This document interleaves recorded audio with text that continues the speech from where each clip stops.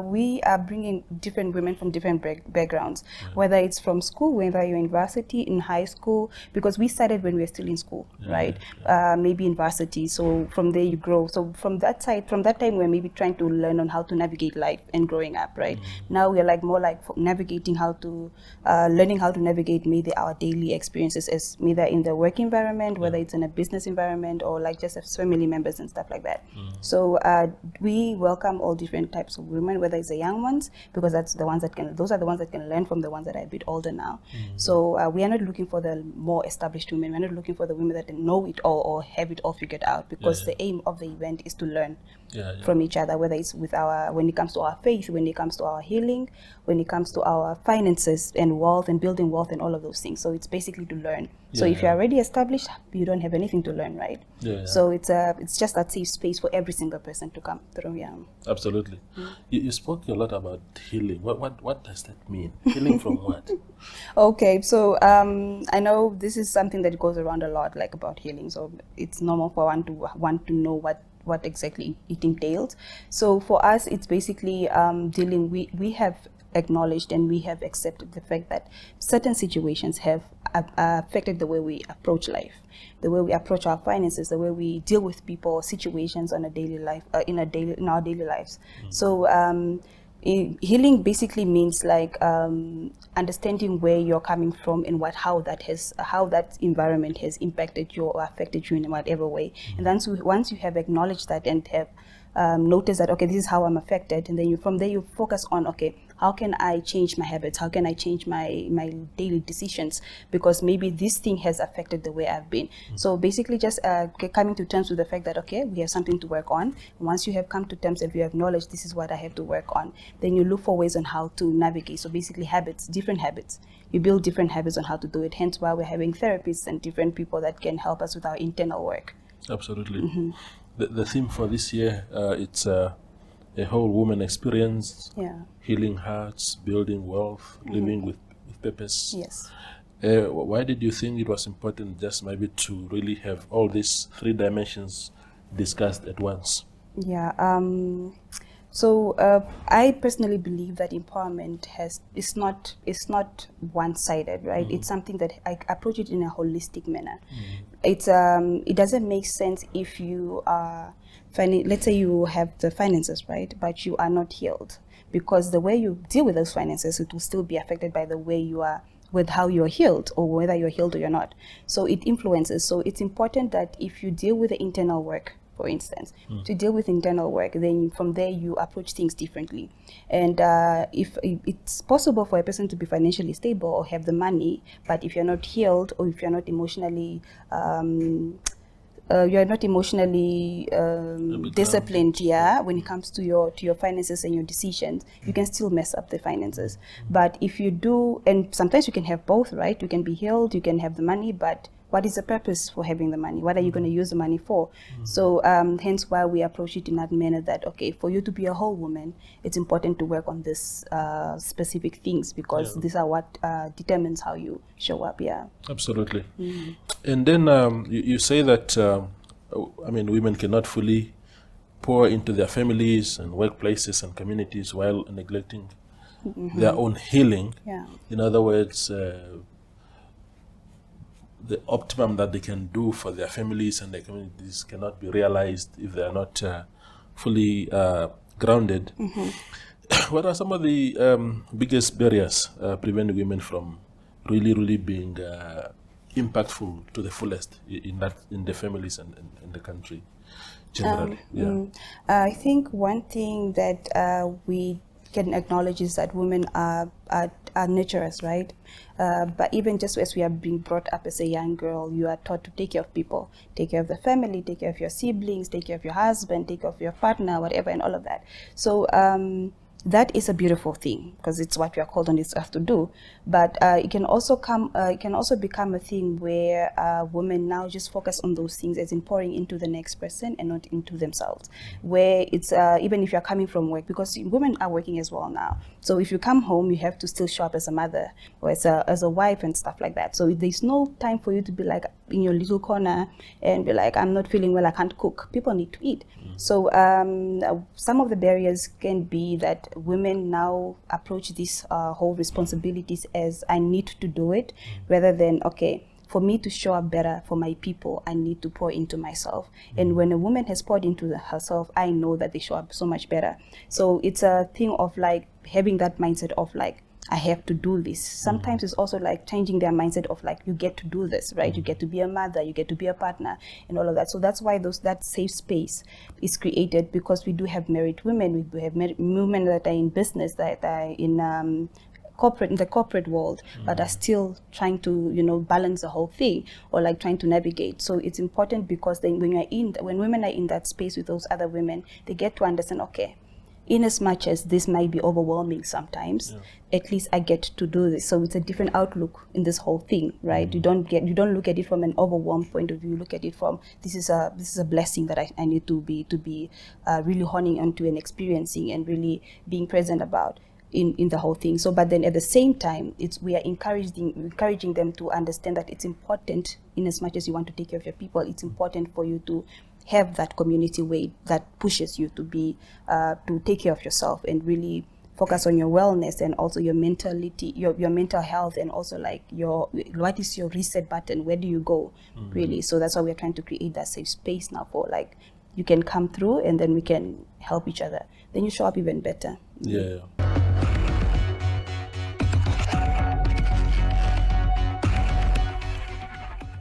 Walking for Water is what I call a philanthropic pilgrimage. Okay. So basically, I'm walking from Denmark to Tanzania.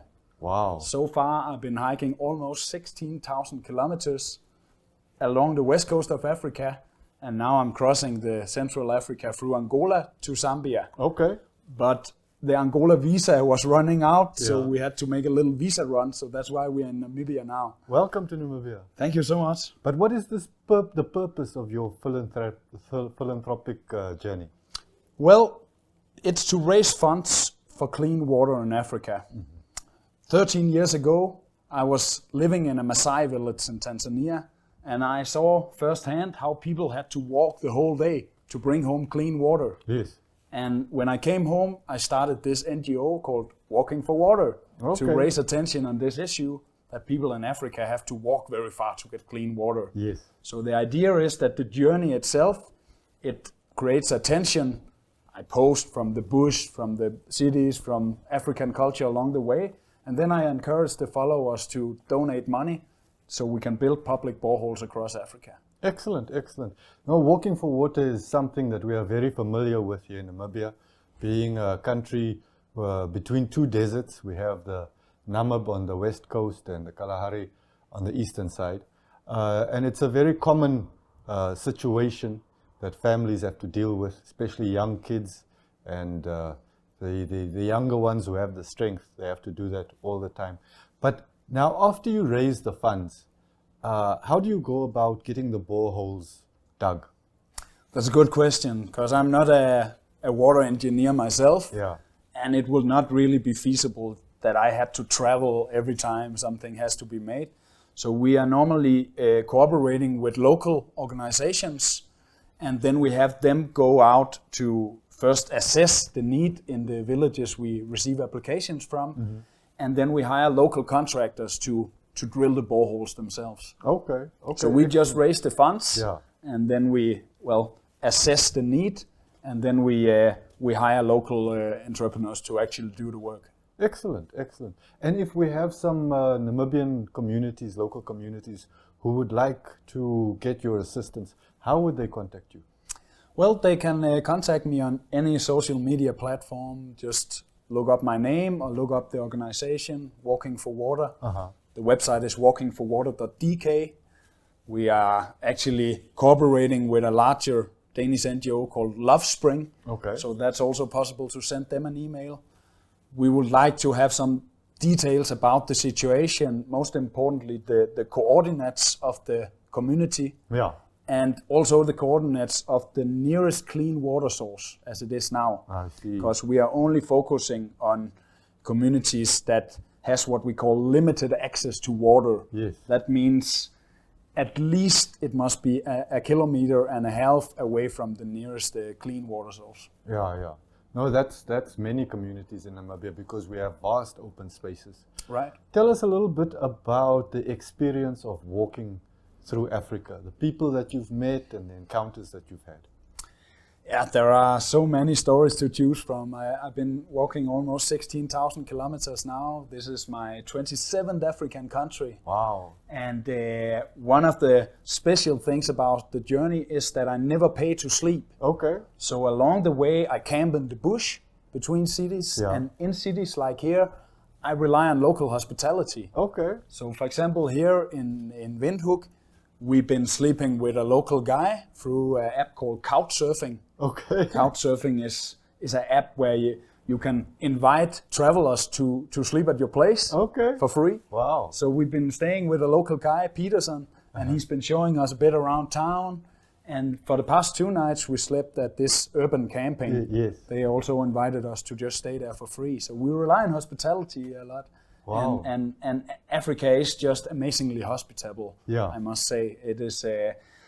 I never cease to be surprised and impressed about how people who have little are willing to give much. Yeah. I think that is inspiring also to us in the more well-off countries. We can learn from that. Question. Well, I have been following Charlie on social media for, I don't know, many years. And I was quite inspired of the person he was going on this long adventure in Africa and at the same time doing something good for the world. And I was like, wow, that's very inspiring. And I like to go on these like crazy adventures as well. So I just texted him about 2 years ago, and he said yes, I could join him. Okay. So that's why I'm here and now involved with the project. Well, where did you join him and what was the first stretch that you walked? Yeah, so we met in Denmark first, just to get to know each other. And then after, I don't know, 6-7 meetings, then he said, yes, you can come and join me. And then we flew together to Kinshasa in the DRC. Yes. And from there I have been walking with him. And how far have you walked now? About 800 kilometers. Wow, wow. And how many villages have you been able to help gain access to clean drinking water? Well, me personally, that's hard to tell. Okay. But we have collected money from donators. But exactly how many wells so far I have been involved with, that's hard to tell. Okay, okay. But what stands out from this time? What single memory will stay with you for the rest of your life? Walking outside of, walking through Kinshasa. That was a cool experience actually, because I was a bit scared. But it turned out that they were celebrating. They just finished the education. And they have this culture of throwing with white, like baby powder or something like that. And they were just celebrating through the whole city, and just people were in such a good mood, everyone. So just one big party walking through Kinshasa. I mean, that was impressive. That's awesome. What has been your experience of the people that you've met along the road? Sorry? The people that you've met as you've been walking, what has been your experience with those people? So friendly. Yeah. They have been super welcoming, super friendly. When we needed a bit of help, people were really helping and inviting us in to their private homes and giving us really nice food, a nice bed to sleep. People have been very, very nice and friendly, and we have had a lot of help along the way. Okay. Yeah. While you were walking all those kilometers along the roads, how do you get water for yourselves? Well, there is a lot of these cantinas or these kiosks along the way. And there you can often buy water on these bottles. So that's how we do it. Okay. But yeah.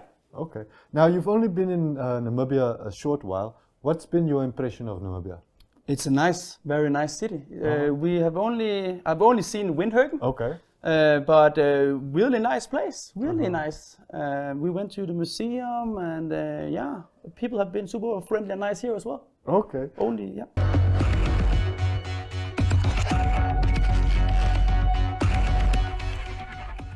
Thank you. First and foremost, let me take this opportunity and thank our government of Namibia. I should say it's a caring government that really helped us from primary level to secondary until tertiary level. Yeah. I'm one of the few who made it up to this level. I will not put everything on the complaint side, but I will say that, yeah, there were few challenges. Yes, we have to go through them as human beings like any other children or students at other areas. Yeah, we are few from Tsumbwe. I know most from Tsumbwe, we are very few. One is Desiree Mashiche. She's a lawyer by profession. She finished at the University of Namibia. She's now a development planner in the Division of Marginalized in the Maheke region. There's also a development planner, development planner in the Division of Marginalized, that is at Windhoek. She's also near the Tina girl. Yeah, Tina. That is from Tsumbwe. There are also this one Kazibe also is from the other side of Kwe side. So these are the few that I know, but there are a lot from Zambezi that I also know that made it. Some of the challenges that we faced when we were there, obviously is the environment. The environment that you come from also determines, or I can say it also shapes who you are going to become. So I know coming from a background where young people, where you not get someone who's maybe a teacher in the school and so that he can motivate you. It was a big challenge because we listen to teachers, but they're not from our tribe. So, but there was those teachers that said, if you make it, you'll become like us. Yeah. So that also motivated me a lot. Secondary level. And also, by the way, I came from my village itself. Nobody made it in that village. My family, I'm the first person. So I was inspired or motivated by the teachers' words. So I made it until grade 12. Some of the challenges was you have to go to Tsumbwe Secondary School. Fitting program, at least those ones for education, we're relying on those ones. And then you have to go to Tsumbwe. There was also some challenges, at least government. That was now 2015 when I went to Tsumbwe. 2015 I started my grade 8 there. President Geingob came in power, and there were some interventions of support in terms of transport. So the transport was there, but it was kind of rarely. But when President Geingob came in, may his soul rest in peace, he came in and changed our lives totally. That's when he also. What were the interventions specifically that he brought about? Obviously, since he came from our background, he understood the challenges that we, as some people, are going through. When he came there, the first thing, if you can go back in some YouTube videos, you'll see that he also donated shoes to us. So when he came there, he said, since I came from this background, I will appoint one of you. And whereby he appointed Honorable Royal to become the Deputy Minister of Marginalized. He will stand for you, all the challenges that you people are facing. Hostel, government was paying for us. There was also 500 allowance, but it stopped somewhere there for grade 10 and 11 students, learners. Books, obviously, we're getting also. So already we're in good hands there. But when I came to tertiary level, that's where now the challenge came in. What was the challenge at tertiary level? Yes, I was admitted, and then the office, they used to issue letters that, no, we'll pay for this person. And I went to Vambo Land, whereby the school at Ohongo. That was 2020, my first year. The challenges that Ohongo campus. Yeah, okay. The challenges that I faced there, and my lecturers are also aware if they can also watch this. One of it, we came from underprivileged background whereby your mother and father, like myself, I was relying on my grandmother. The whole household were relying on and also my uncle who's a senior traditional leader. So now when you go at areas like those ones, you need basic necessities. You can go hunger, and we're not getting meals as we're getting at school. Now it's only breakfast. And your parents are not, it's COVID-19 by then. and I have to go back. But if I go back, what will I use for education in terms of materials now? So I have to live on the campus. There's only breakfast. There's no support at all. There was no support at all. I nearly gave up. Luckily enough, my uncle, through traditional councils, was a friend to Tatendelimani Chief Ipumbu. So when he took me there in my first year, he said, no, I brought my son here, please take care of him and so on. So at least I used to go back to him and I told him this challenge, and he said, since I'm a chief and I know the challenges that you people are having, I'll start helping you from today. That's how I made it. But many of our young ones that were brought in the same way the way I was brought, left school. Why? Really? Because of allowance. I see. So the allowance was not arriving on time? On time. It was I arriving, see. in my first year, it arrived in October. So that's why I'm saying division of marginalized. Yes, we appreciate everything that they're doing, but it's not effective. I can give you an example of Palm for Life. Palm for Life just came recently. It's a program. It took young ones from San community and put in COSDEC. Most of them graduated because they're getting food allowance at the same time. But the division of margin, until today, many are still dropping out. And I'm please appealing to the government, especially the president said it's not business as usual. Please to look into that. Otherwise, it will be business as usual. Because if the budget is arriving late, can there be some interventions to say that we can make partnership with UNAM, maybe to cater for these people, and then something sort of like that. I believe in education, then we are done with education problem.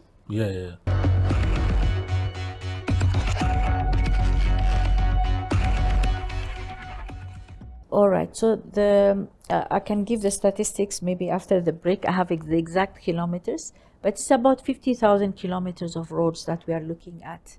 And if you look at it, Craig, if you have only 3 million people and this huge network, the number of cars that we have or vehicles is about 450,000, say about 500,000 maximum. So can they also generate that kind of revenue to maintain our roads? So we are really having a bit of a challenge there. But our national road network was rated one of the best in Africa by the World Economic Forum for 5 consecutive years, from 2017 for 5 years. And but if you look at our network now, it's really deteriorating.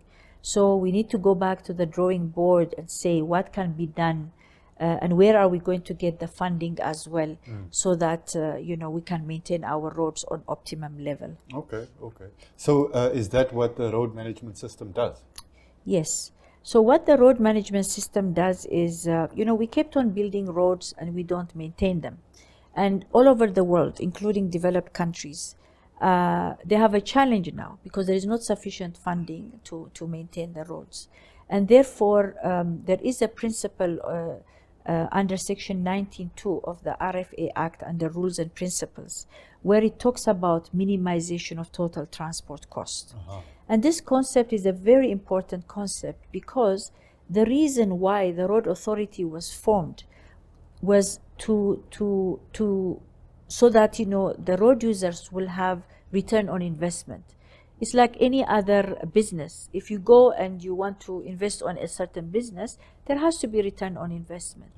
So the model then was stating that if the road users are willing to contribute money through the fuel levy or through mass distance charges or through cross-border charges or license fees, then they must get that return on investment. So, which means then the Road Authority's obligation is to give them good roads for the road users. And then for every good road, we can even have a road as smooth as this table, but then it's going to cost a lot of money. So the road users will be happy the more the Road Authority spends money on the roads, but then it's unaffordable. Therefore, we need to balance now what we can afford as a road authority, but then the road users also will not lose money. Therefore, the summation of the road user cost versus the road authority cost is called the total transportation cost. I see, okay. And the road user cost is comprised of what we call the vehicle operating cost, the travel time cost, and the accident cost. About 70 to 80% of the road user cost comes from vehicle operating cost. And the vehicle operating cost is the cost of your tire, the cost of labor for when you take your car to the garage. It's you know, all the costs that are related, the tire costs, because if you hit a pothole, then you need a new tire, right? So that is what we call the vehicle operating cost. And the smoother the road is, the lower the vehicle operating cost. And if we don't have potholes and we maintain our roads, the lower the vehicle operating cost. And that's when then you and me as a road user, we are happy. But then the road authority must invest to patch those potholes, to upgrade the road, say from gravel to bitumen standard, and all that we need a lot of money. So this total transport cost then, to minimize that is the aim of the road authority, meaning, or the transportation sector, meaning the road users will not lose, nor the road authority will lose. And that is what we call the minimum point of that graph is then the minimization of total transport cost. And all of this is described in section 19.2 under rules and principles of the RFA Act. And also when the Road Authority Act states efficient and effective national road network, it is referring to the minimization of total transport cost. Therefore, the Road Authority has the obligation to keep these roads on an optimum level, but also not everything is economically warranted. We also have to give access to the less privileged, to the social roads, to clinics, to schools, and that still comes from government appropriation.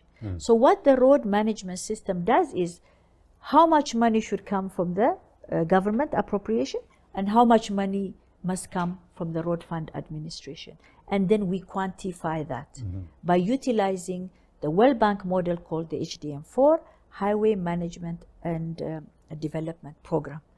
And that's what then the road management system does. Okay.